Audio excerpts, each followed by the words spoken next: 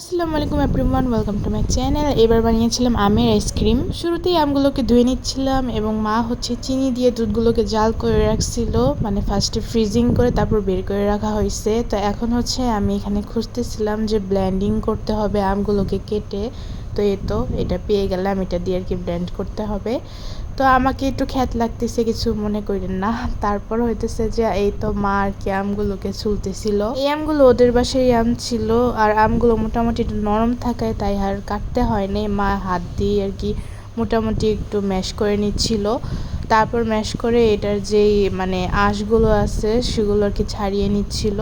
তারপর এখন ব্লেন্ড করব দুধ দিয়ে, মানে একটু একটু করে অর্ধেক অর্ধেক দিয়ে তারপর কি ব্লেন্ড করব। আসলে আমার শ্বশুরবাড়িতে আসা হলে টুকটাক অনেক কিছু ট্রাই করা হয়, যেটা আপনারা প্রায় দেখে থাকেন যে আমি অনেক কিছু বানাই মাঝে মধ্যে। তো এই তো ব্লেন্ড করার পর এরকম একটা মিশ্রণ আসবে, যেটা দেখতে অনেক সুন্দর আর একটু মোটামুটি ঘন থাকবে। তারপর বাকি অংশটুকু দুধ দিয়ে ভালো করে ব্লেন্ড করে নিচ্ছিলাম। আসলে আজকের রেসিপিটা খুবই সহজ হতে চলেছে, একদম অথেন্টিক, কোনো আর কি কনডেন্স মিল্ক তারপর অন্য কোনো ক্রিম আমরা কিছু ইউজ করিনি। তারপর এই তো এটা সেই আইসক্রিমের কিটটা, যেটার মধ্যে এখন আমরা আইসক্রিমটা আর কি সেট করব। তো সবগুলো ভালো করে গরম পানি দিয়ে ধুয়ে নিচ্ছিলাম, যেহেতু প্যাকেজিংটা একদম নতুন ছিল তার জন্য। তো আমি সবগুলো কিটে ভালো করে ঢেলে নিচ্ছিলাম, মানে একদম সমান পরিমাণে।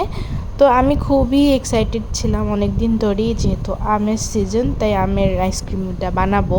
এত এক্সাইটেড ছিলাম আমি, যার কারণে আইসক্রিমের যে এই যে লাঠিটা, এটা উল্টা লাগিয়ে ফেলছি আমি। মানে কি বলবো, পরে যে আমাকে মা বলতেছে যেটা আমি উল্টা লাগিয়েছি, এই যে এটা উল্টা লাগাই ফেলছিলাম।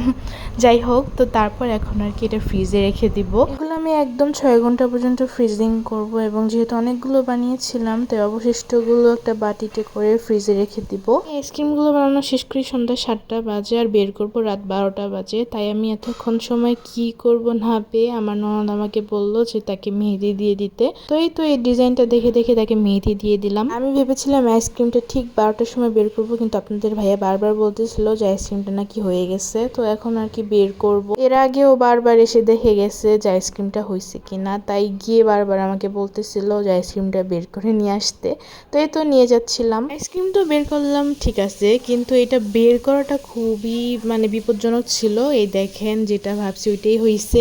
এটার লাঠিটা ছুটে চলে আসছে, মানে আইসক্রিমটার সাথে ভালো করে লাগে না। তারপর ভাবছিলাম সবগুলোই হয়তো সেম হবে, পরে দেখি না, যে কয়েকটা ঠিক হয়েছে। কয়েকটা বলতেও তো 2টা ঠিকঠাক মতো হয়েছে। তো এই 2টা, একটা অর্পিতা আর একটা আপনাদের ভাইয়া আর আমি ভাগ করে খাইছি, আর বাকিগুলো আবার ফ্রিজে রেখে দিছিলাম ঠান্ডা হওয়ার জন্য, যেন লেগে যায়। তো এই তো আবার অনেকক্ষণ পর বের করছিলাম, প্রায় আধা ঘন্টার মতো বের করার পর এবার ঠিক মতো লাগছে। তারপর আমি বাবা আর মাকে নিয়ে দিলাম। একদম অথেন্টিক হয়েছে, কেমিক্যাল মুক্ত। তো আপনারাও চাইলে ট্রাই করতে পারেন। এই ছিল ভিডিও। Thanks for watching.